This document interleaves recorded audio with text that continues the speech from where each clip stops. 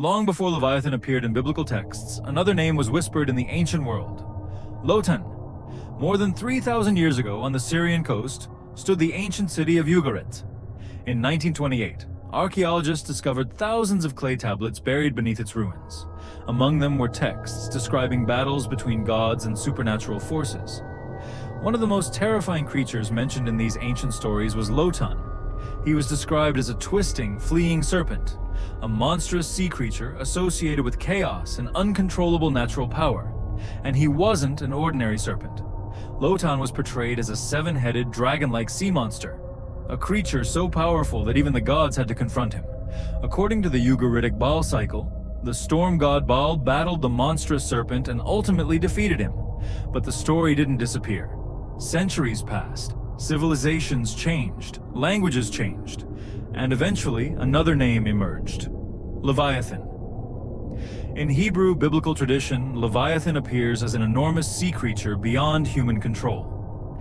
Descriptions vary across biblical passages, but the creature is associated with the sea, chaos, overwhelming power, and a being that ultimately remains under divine authority.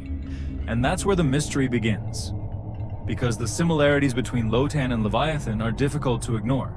Both are monstrous serpentine creatures. Both are associated with the sea and chaos, and both belong to traditions where divine power confronts an enormous serpent-like force. Because of these parallels, scholars have proposed that the biblical Leviathan tradition may have been influenced by older Canaanite mythology surrounding Lotan. But then, another serpent appears, far to the north.